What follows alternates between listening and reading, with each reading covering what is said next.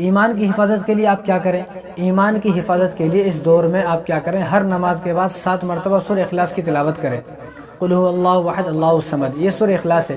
جو شخص ہر نماز کے بعد 7 مرتبہ سورہ اخلاص پڑھتا ہے تو اس کا ایمان اس کی موت تک محفوظ رہے گا، اس کا ایمان ڈگمگا نہیں سکتا، نہ اس کے ایمان کو کوئی خراب کر سکتا ہے۔ اور شیخ عبد القادر جیلانی رحمہ اللہ نے فرمایا کہ جو شخص ہر دن 10 مرتبہ سورہ اخلاص کی تلاوت کرے، قل هو اللہ احد اللہ الصمد لم یلد ولم یولد ولم یکن له کفوا احد، جو شخص ہر دن 10 مرتبہ سورہ اخلاص کی تلاوت کرے گا، مرتے وقت اللہ تبارک و تعالیٰ اس کی زبان پر کلمہ جاری فرمائیں گے، یعنی اس کی موت جو ہوگی وہ ایمان پر ہوگی، مرے گا تو ایمان پر مرے گا، موت آئے گی تو ایمان پر موت آئے گی، اور خاتمہ بالخیر ہوگا اس کا۔ اور آگے فرمایا آپ نے جو شخص ہر دن 10 مرتبہ سورہ اخلاص پڑھے اور ایمان پر اگر اس کی موت نہ ہو تو قیامت کے دن میرا گریبان پکڑ لینا، لیکن شرط یہ ہے کہ ہر دن روزانہ 10 مرتبہ سورہ اخلاص پڑھے۔ 10 مرتبہ سورہ اخلاص پڑھنے میں آپ کو 1 سے 2 منٹ 3 منٹ لگیں گے، بس اس 10 مرتبہ پڑھنے میں آپ کو 2-3 منٹ سے زیادہ نہیں لگیں گے، آپ ٹائم دیکھ کر پڑھنے کی کوشش کریں، آپ کو 3 منٹ سے زیادہ نہیں لگیں گے 10 مرتبہ۔ اب جو شخص 10 مرتبہ کتنا آسان ہے، اب اس دنیا میں سب لوگ دعا کرتے ہیں، پیسوں کی دعا، گاڑی کی دعا، بلڈنگ کی دعا، کاروبار کی دعا، جاب کی دعا، لیکن ہمیں ایک دعا یہ بھی کرنی چاہیے کہ اللہ میری موت ایمان پر ہو، خاتمہ بالخیر ہو، اور مرتے وقت زبان پر کلمہ جاری ہو۔ اب اس کا آسان سا طریقہ شیخ عبد القادر جیلانی رحمہ اللہ نے فرما دیا، جو ہر دن 10 مرتبہ سورہ اخلاص پڑھے گا تو اس کی موت ایمان پر ہوگی، تو کتنا اچھا ہے۔ تو ہم میں سے ہر شخص کو چاہیے کہ ہر دن 10 مرتبہ سورہ اخلاص پڑھنے کا اپنے آپ کو عادی بنائے۔ اور ایمان جو ہے، ایمان اللہ تبارک و تعالیٰ کی توفیق سے ملا ہے، ایمان محنت سے نہیں ملا، ایمان کوشش سے نہیں ملا، ایمان جد و جہد سے نہیں ملا، اور نہ ایمان محنت سے، کوشش سے، جد و جہد سے ملتا ہے۔ ایمان اللہ تبارک و تعالیٰ کی عطا ہے، اللہ تبارک و تعالیٰ کی توفیق ہے، اور ایک بہت بڑی نعمت ہے جو محنت سے نہیں ملتی۔ اگر ایمان محنت سے ملتا، اگر ایمان کوشش سے ملتا، جد و جہد سے ملتا، تو دنیا کے جتنے لوگ ہیں جو محنت کر رہے ہیں، دنیا کے جتنے لوگ جو محنت کر رہے ہیں اور جد و جہد کر رہے ہیں، کوشش کر رہے ہیں، وہ ہر آدمی مومن ہوتا، ہر آدمی ایمان والا ہوتا۔ تو ایمان اللہ تبارک و تعالیٰ کی فضل سے ملا ہے، ایمان اللہ تعالیٰ کی عطا سے ملا ہے، ایمان اللہ تبارک و تعالیٰ کی توفیق سے ہمیں ملا ہے۔ اگر ایمان مالداری سے ملتا تو دنیا کا ہر مالدار مومن ہوتا، اگر ایمان محنت سے ملتا، دنیا میں کتنے لوگ ہیں محنتی، ہر آدمی محنت سے پیسہ کماتا ہے، دنیا کا ہر آدمی ایمان والا ہوتا، اور دنیا کا بڑے سے بڑا سائنسداں اور بڑے سے بڑا مالدار آدمی اور کروڑ پتی آدمی ایمان والا ہوتا، اگر یہ چیز دولت سے ملتی۔ تو ایمان جو ہے وہ اللہ تبارک و تعالیٰ کی عطا سے ملا ہے۔ تو ایمان بہت بڑی نعمت ہے، بہت قیمتی سرمایہ ہے، ہم اس ایمان کی حفاظت کریں۔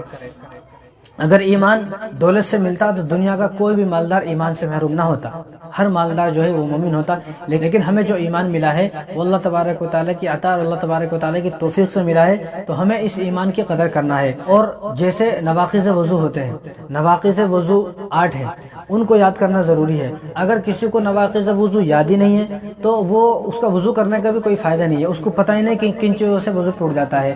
تو اسی طرح جس طرح نواقض وضو یاد ہونا ضروری ہے، نواقض وضو 8 ہے۔ نمبر 1، پیشاب پاخانہ کرنے سے جو ہے وہ وضو ٹوٹ جاتا ہے۔ نمبر 2، ہوا کا نکلنا، کسی کی ریح خارج ہو گئی، ہوا نکل گئی تو اس سے بھی وضو ٹوٹ جاتا ہے۔ اور تیسرا جو ہے خون یا پیپ، بدن سے کہیں سے خون نکل گیا، پیپ نکل گیا تو اس سے بھی وضو ٹوٹ جاتا ہے۔ اور نمبر 4، منہ بھر کر قے ہو گئی، وضو کے بعد منہ بھر کے قے ہوئی، الٹیاں ہوئی منہ بھر کے، تو اس سے بھی وضو ٹوٹ جاتا ہے۔ نمبر 5، کوئی آدمی لیٹ کر سو گیا یا سہارا لگا کر سو گیا، لیٹا نہیں، خالی ایسے دیوار کی ٹیک لگا کر سو گیا، اور اس سے بھی، سونے سے بھی وضو ٹوٹ جاتا ہے۔ نمبر 6، کسی آدمی نے وضو کیا، وضو کے بعد کوئی آدمی بے ہوش ہو گیا، یا کسی کو مرگی کی بیماری ہے تو بے ہوش ہو جانا، پاگل ہو جانا، دیوانہ ہو جانا، مجنون ہو جانا، تو اس سے بھی وضو ٹوٹ جاتا ہے۔ نمبر 7، کوئی وضو کرنے کے بعد کوئی آدمی پاگل ہی ہو گیا، بالکل پاگل ہو گیا، اور اس کو جو ہے چند گھنٹے کے بعد ہوش آیا تو اس کا بھی وضو ٹوٹ گیا، اس کو چاہیے کہ پھر سے وضو کرے۔ یعنی بے ہوش ہو جانا ایک الگ ہے، پاگل ہو جانا ایک الگ ہے۔ نمبر 8، نماز کے اندر قہقہ مار کر زور سے ہنسا، ہا ہا کر کے زور سے ہنسا، تو اس سے بھی وضو آدمی کا ٹوٹ جائے گا۔ اگر کوئی آدمی نماز پڑھ رہا ہے، نماز پڑھتے ہوئے زور سے ہنسا اب ہنس دیا، اس کا وضو ٹوٹ گیا، اس کو چاہیے کہ وہیں نماز کو ختم کرے، جائے پھر سے وضو کرے، پھر سے وضو کرنے کے بعد اس نماز کو پھر سے شروع سے پڑھے۔ تو یہ وہ 8 چیزیں ہیں جن کا یاد ہونا ضروری ہے۔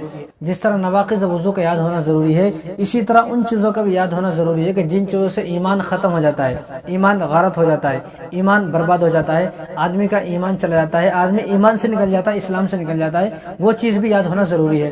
جس طرح بنا وضو کے نماز نہیں ہوتی، اسی طرح بنا ایمان کے آدمی جنت میں بھی نہیں جا سکتا۔ ایمان اگر چلا گیا، چاہے کتنے بھی عمل کر لے آدمی، تو جنت میں جانے والا نہیں ہے۔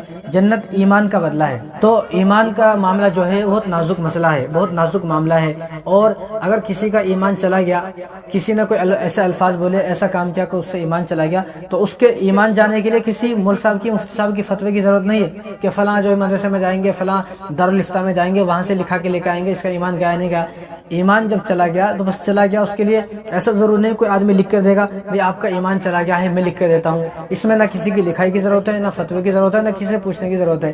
تو جس طرح نواقض وضو یاد ہونا ضروری ہے، اسی طرح کن چیزوں سے ایمان ختم ہو جاتا ہے وہ بھی یاد ہونا ضروری ہے۔ جیسے روح اگر ختم ہو گئی تو انسان ختم ہو جاتا ہے۔ جب تک روح انسان کے اندر ہے تو انسان بھی زندہ ہے، اس انسان کو نام لے کر پکارا جاتا ہے، بھی فلاں صاحب ہے، ان کا فلاں نام ہے، فلاں کے بیٹے ہیں، فلاں کے باپ ہیں، اور فلاں ہیں فلاں ہیں۔ تو روح ہے تو انسان ہے، روح ختم انسان ختم۔ ایسے ہی ایمان کے لیے صحیح عقیدہ ہونا ضروری ہے۔ اگر کسی آدمی کا عقیدہ خراب ہے تو اس کا ایمان بھی ختم ہو گیا۔ جس طرح روح اگر ہے انسان کے اندر تو اس آدمی کا نام لیا جائے گا، روح ختم، اب اس کو میت بولا جائے گا، اب اس کو ڈیڈ باڈی بولا جائے گا، اب اس کو لاش بولا جائے گا، اب اس کو جنازہ بولا جائے گا، یعنی اس کا نام کوئی نہیں لے گا۔ کیوں؟ انسان ہے، اس کے کان ہے، ناک ہے، ہاتھ ہے، پیر ہے، منہ ہے، چہرہ ہے، بال ہے، یعنی پورا جسم موجود ہے، پورے اعضاء اس کے موجود ہے، لیکن پھر بھی اس کو کوئی آدمی کہنے کے لیے تیار نہیں ہے، اس کا نام لینے کو تیار نہیں ہے، اس کو سب میت بول رہے ہیں، جنازہ بول رہے ہیں، لاش بول رہے ہیں۔ کیوں؟ کیونکہ اس کی روح ختم ہو گئی، اس کی روح نکل چکی۔ اسی طرح ایمان کی حفاظت کے لیے آدمی کا عقیدہ صحیح ہونا ضروری ہے۔ اگر عقیدہ خراب تو ایمان بھی ختم، عقیدہ صحیح ہے، اگر عقیدہ صحیح ہے تو ایمان بھی موجود رہے گا، اگر عقیدہ خراب ہے تو ایمان بھی اس آدمی کا ختم ہو جائے گا۔ اس لیے ہر عقیدہ کا پتہ ہونا ضروری ہے۔ عقیدہ بہت اہم چیز ہے، عقیدہ کو آدمی مضبوط کرے، اور عقیدہ جو ہے بہت قیمتی سرمایہ ہے۔ ایمان بھی اور عقیدہ بھی بہت قیمتی سرمایہ ہے۔ ایمان جب تک ہے جب تک آدمی کا عقیدہ صحیح ہے، عقیدہ خراب ایمان ختم ہو گیا۔ جیسا کہ اب مثال سمجھے، ایک اور مثال میں آپ کو دیتا ہوں۔ جیسا کہ گھر ہے، آپ کا بھی گھر ہے، ہمارا بھی گھر ہے، سب کا گھر ہوتا ہے۔ جیسا کہ چھت ہے، تو چھت کے لیے دیواروں کا ہونا اور پلر کا صحیح سلامت ہونا بہت ضروری ہے۔ پلر ختم تو چھت ختم، دیواریں ختم تو چھت ختم۔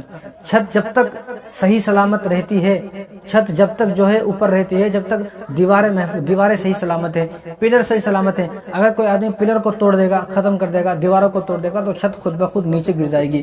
اب کسی کے گھر کا فرش خراب ہے تو چھت کو کوئی خطرہ نہیں ہے، کسی کا گھر کا جو ہے پینٹ خراب ہو گیا تو گھر کو کوئی خطرہ نہیں ہے، چھت کو کوئی خطرہ نہیں ہے۔ الماری اگر خراب ہو گئی تو چھت کو کوئی خطرہ نہیں ہے، فرش خراب ہو گیا تو چھت کو کوئی خطرہ نہیں ہے، ٹائلز اگر ٹوٹ گئی، ٹائلز اگر کمزور ہو گئی تو چھت کا کوئی خطرہ نہیں ہے، پتھر اگر کمزور ہو گئے تو چھت کو کوئی خطرہ نہیں ہے، ماربل اگر ٹوٹ گیا، پھوٹ گیا تو چھت کو کوئی خطرہ نہیں ہے۔ چھت کو خطرہ ہے پلر سے، چھت کو خطرہ ہے دیواروں سے، دیواریں گر گئی چھت ختم، پلر گر گئی تو چھت ختم۔ تو اسی طرح جس طرح چھت کے لیے دیواروں کا ہونا، پلر کا ہونا ضروری ہے، اسی طرح ایمان کے لیے صحیح عقیدہ کا ہونا ضروری ہے۔ اگر ایمان صحیح سلامت رکھنا ہے تو عقیدہ بھی صحیح سلامت ہونا چاہیے۔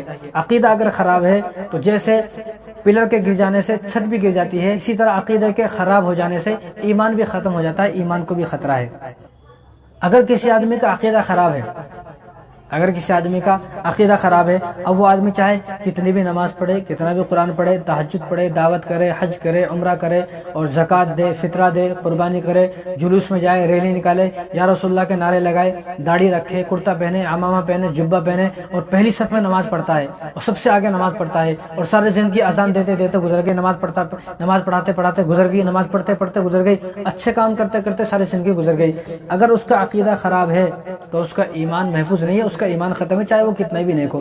تو ایمان اگر صحیح سلامت رکھنا ہے تو اپنا عقیدہ مضبوط کرنا ہے اور اپنے عقیدے کی حفاظت کرنا ہے۔ اسی لیے اللہ تبارک و تعالیٰ نے قرآن کریم کے اندر فرمایا کہ وَلَا تَمُوتُنَّ إِلَّا وَأَنْتُمْ مُسْلِمُونَ، کہ مسلمانوں تمہیں موت آئے لیکن ایمان پر موت آئے، اسلام پر موت آئے۔ اسلام اور ایمان پر اگر موت آ گئی تو تم مسلمان ہو، تم مومن ہو۔ اگر ایمان پر ہی موت نہیں آئی، اب ایمان پر موت کب آئے گی؟ جب عقیدہ صحیح سلامت ہوگا۔ عقیدہ اگر خراب ہے، چاہے وہ کلمہ پڑھتا پڑھتا مر گیا، چاہے وہ کعبے کے اندر مر گیا، چاہے وہ کعبے کا غلاف پکڑ کر مر گیا، حجر اسود کے قریب مر گیا، حتیم میں مر گیا، لیکن اگر عقیدہ خراب ہے، عقیدہ اگر خراب ہے تو کوئی فائدہ نہیں ہے، پھر بھی کفر کی موت مرا وہ۔ تو اس لیے اللہ تبارک و تعالیٰ نے جو فرمایا کہ وَلَا تَمُوتُنَّ إِلَّا وَأَنْتُمْ مُسْلِمُونَ، کہ مسلمانوں تمہاری موت ایمان پر آئے، اسلام پر آئے۔ تو اس آیت کو آدمی سمجھنے کی کوشش کرے، یعنی عقیدہ اگر صحیح ہے تو ایمان پر موت آگی، عقیدہ خراب ہے چاہے وہ کہیں بھی مرے، کسی بھی حالت پر مرے تو اس کی ایمان پر موت نہیں آئی۔ تو ہر مسلمان کو اپنے عقیدے کی فکر کرنا چاہیے، اپنے ایمان کی فکر کرنا چاہیے۔ اب مسلمانوں نے دولت بچانے کی فکر کی، آج کل ہم لوگ دولت بچانے کی فکر کرتے ہیں، گھر بچانے کی فکر کرتے ہیں، اور دکان بچانے کی فکر کرتے ہیں، مکان بچانے کی فکر کرتے ہیں، پیسے بچانے کی فکر کرتے ہیں، عزت بچانے کی فکر کرتے ہیں، زمین بچانے کی فکر ہے، پلاٹ بچانے کی فکر ہے، یعنی ہر چیز کی فکر ہے، لیکن اپنا ایمان کیسے بچانا اس کی ہمیں کوئی فکر نہیں ہے۔ اور یاد رکھیں کہ جو ایمان بچا کر اس دنیا سے لے گیا، جنت اسی کے لیے ہے، اور وہی آدمی کامیاب ہے۔ جو آدمی اپنا ایمان بچا کر اس دنیا سے نہیں لے گیا وہ آدمی کامیاب نہیں ہے۔ اب دنیا میں اس آدمی کو کامیاب سمجھتے ہیں جس کے پاس پیسے بہت زیادہ ہے، دولت بہت زیادہ ہے، کاروبار بڑا ہے، فیکٹریز ہیں، اس کی کارخانے ہیں، اس کو سمجھتے ہیں یہ کامیاب انسان ہے۔ لیکن حقیقت میں کامیاب انسان وہ ہے جو صحیح عقیدے کے ساتھ اپنے ایمان کو بچا کر اس دنیا سے لے گیا، یہ آدمی تو کامیاب ہے۔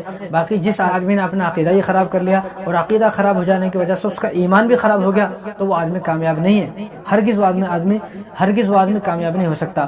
تو اپنے ایمان بچانا ہمارے لیے فرض عین ہے۔ کیوں؟ کیونکہ اب اس وقت میں، اس زمانے میں گلی گلی میں ایمان کے چور، ایمان کے ڈاکو، ایمان کے لٹیرے، ایمان کو خراب کرنے والے، ایمان کو برباد کرنے والے گلی گلی میں پھر رہے ہیں۔ تو تمام مسلمانوں کو ان ایمان کے چوروں سے، ایمان کے ڈاکوؤں سے، ایمان کے لٹیروں سے ہوشیار رہنا ہے اور اپنے آپ کو باخبر رکھنا ہے، بے خبر نہیں بلکہ اپنے آپ کو باخبر رہنا ہے اور خبردار ہو جانا ہے کہ کون ایسے لوگ ہیں جو ہمارے ایمان کو خراب کرنا چاہتے ہیں۔